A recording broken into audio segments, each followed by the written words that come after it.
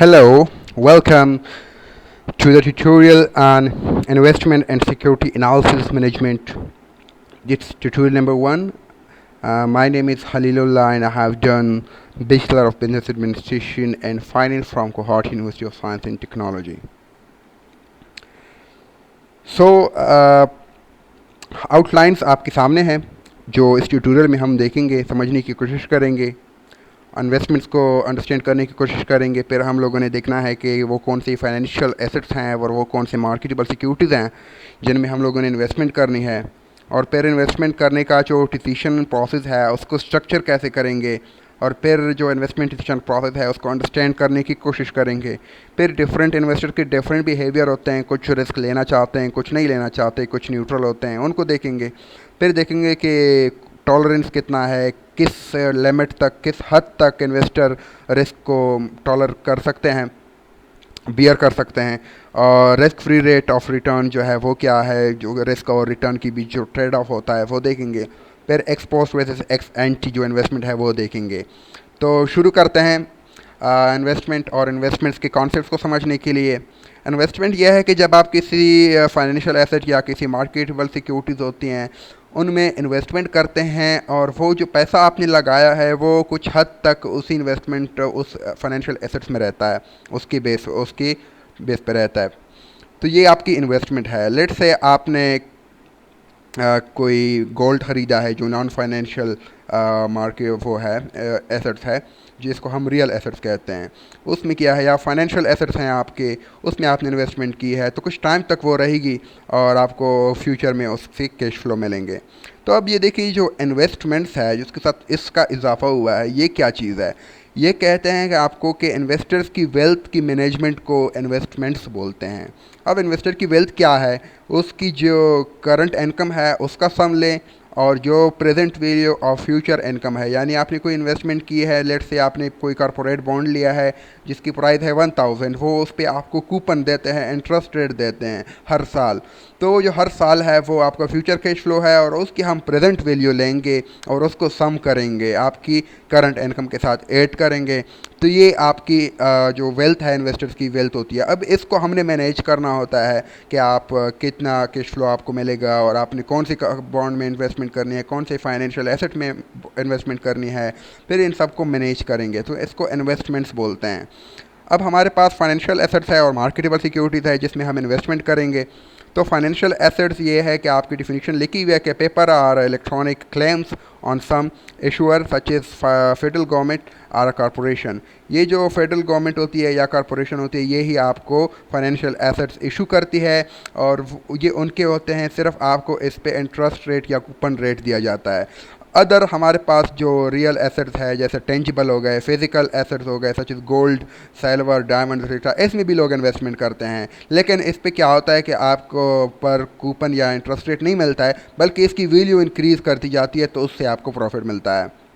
अब हमारे पास marketable securities है। मार्केटेबल मतलब कि मार्केटेबल से ही वाज़ेह है कि आप इसको जब चाहें सेल कर सकते हैं, जब चाहे परचेज कर सकते हैं, इजीली ट्रेडेड होते हैं मार्केट्स में। तो इसमें हमारे पास फाइनेंशियल मार्केट्स भी आ सकते हैं, रियल एसेट्स भी आ सकते हैं, मार्केटेबल और नॉन मार्केटेबल एसेट्स सारे आते हैं, इन सब में हम इन्वेस्टमेंट कर सकते हैं। अब हमारे पास है कि जो डिसीजन प्रोसेस है, आपने किसी एसेट्स में इन्वेस्टमेंट करनी है तो उसके लिए आपको एनालिसिस की तो ज़रूरत होती है ना, कि डिफरेंट सिक्योरिटी होते हैं, फाइनेंशियल एसेट्स होते हैं, रियल एसेट्स होते हैं आपके पास, मार्केटेबल, नॉन मार्केटेबल। आपने कौन से सिक्योरिटी में इन्वेस्टमेंट करनी है, कौन सी में रिस्क कम है और कौन सी का जो रिटर्न है वो ज़्यादा है, तो ये सब सिक्योरिटी एनालिसिस में आता है। आपने उसकी वैल्यूएशन करनी होती है। फिर उसके बाद पोर्टफोलियो ये है कि आप डिफरेंट सिक्योरिटीज़ का एक पोर्टफोलियो बनाते हैं।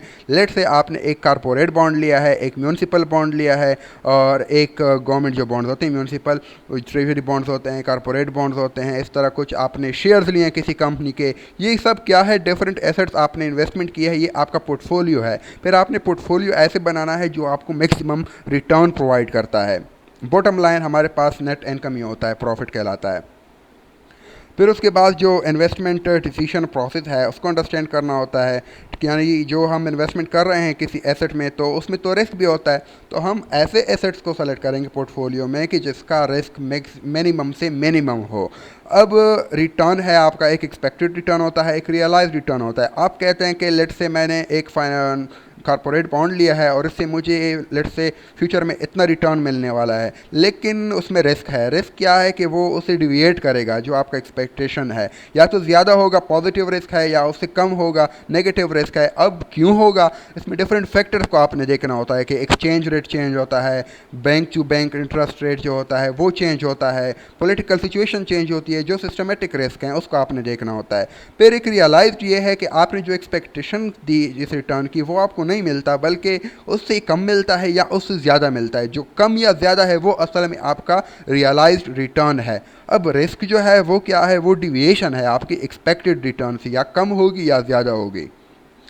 अब कुछ इन्वेस्टर होते हैं वो रिस्क एवर्स होते हैं, वो कहते हैं कि नहीं, हम लोग तब तक रिस्क नहीं लेते जब तक उसी रिस्क के मुताबिक हमको रिटर्न ज़्यादा नहीं मिलता। जितना वो रिस्क ज़्यादा होता है उतना वो इन्वेस्टर रिटर्न भी ज़्यादा मांगते हैं। कुछ इन्वेस्टर होते हैं वो रिस्क टेकर होते हैं, वो कहते हैं कि हमें रिस्क से कोई लेना देना नहीं है, बस रिटर्न के पीछे भाग रहे होते हैं, वो रिस्क को नहीं देखते, तो वो रिस्क टेकर होते हैं। कुछ न्यूट्रल होते हैं, वो कहते हैं कि रिस्क है इसमें तो रिटर्न भी तो है, तो बस जितना रिटर्न है उतना वो रिस्क कंसिडर कर सकते हैं। फिर इन्वेस्टर्स रिस्क टॉलरेंस है। लेट से फॉर एग्जांपल ये एक इन्वेस्टर की आपको विलिंगनेस दिखाते हैं कि किस हद तक ये बंदा जो है, ये इन्वेस्टर जो है, ये रिस्क को बियर कर सकता है। लेट से आप उसे कहते हैं कि आपका जो कॉरपोरेट बॉन्ड आप हमसे लेते हैं इस पर हम आपको 5% कूपन इंटरेस्ट कूपन देंगे, कूपन रेट जो है 5% है, तो मतलब कि आप उसको जितनी अमाउंट देते हैं वो सही है। अब अगर कल को 4% पे आ जाता है तो ये इन्वेस्टर कहता है कि चलें ठीक है, अगर कल को कुछ मसला हुआ और जो फैक्टर्स हैं उसकी वजह से रिस्क जो रिटर्न है वो कम हो जाता है तब भी मुझे मंजूर है। लेकिन जब वो 3% पे आ जाता है तो वो कहते हैं कि नहीं, 3% तक मैं नहीं मानता हूँ, बस 4% ही मेरा जो रिस्क टॉलरेंस है वो है। विलिंगनेस मैं आपको शो कर देता हूँ कि 4% तक अगर ये डिक्रीज़ कर जाता है तो मैं इसको इन्वेस्ट कर सकता हूँ इस एसेट में। फिर अब देखें यहाँ पे risk free rate of return है।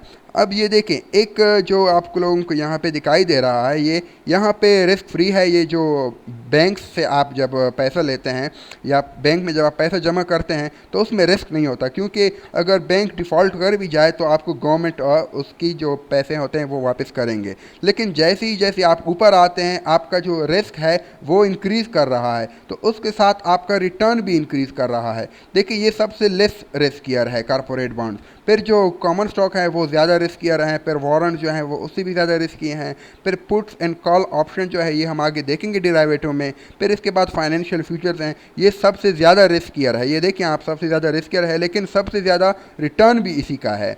तो जितना रिस्क इंक्रीज़ कर जाता है उतना रिटर्न भी इंक्रीज़ करना चाहिए। ये आपको जो हमने यहाँ पर देखा, ये जो रिस्क एवर्स होते हैं जो कहते हैं कि नहीं, जितना रिस्क ज़्यादा होगा उतना रिटर्न भी ज़्यादा होना चाहिए। तो अब एक्स पोस्ट और एक्स एंटी जो मीनिंग है वो ये है कि एक्स एंटी कहता है कि बिफोर द फैक्ट, जब आपने इन्वेस्टमेंट नहीं की होती है और उससे पहले जो आपकी एंटिसिपेशन होती है, आपकी जो एक्सपेक्टेशन होती है इन्वेस्टमेंट से, उसको कहते हैं। और एक्स पोस्ट मीन्स कि आफ्टर द फैक्ट, जब आप इन्वेस्टमेंट कर लेते हैं उसके बाद जो आप रियलाइज़ कर लेते हैं वो चीज़ें यहाँ पर आती हैं इन्वेस्टमेंट के बाद। तो आपको उम्मीद है होपफुली आपको अंडरस्टैंड हो चुका होगा जो बेसिक्स थी इसकी। ट्यूटोरियल नंबर 2 में हम और बेसिक्स में जाएंगे, जितने आगे जाएंगे उतना हम एक्सप्लेनेशन में जाएंगे। तो आपसे रिक्वेस्ट है कि आप ट्यूटोरियल नंबर 2 भी देखें। अगर आपको इस हवाले से कोई क्वेश्चन है ट्यूटोरियल नंबर 1 से तो आप मुझे ईमेल कर सकते हैं और मुझे मेरे व्हाट्सएप नंबर पर अपनी क्वेरी भी सेंड कर सकते हैं। Thank you very much.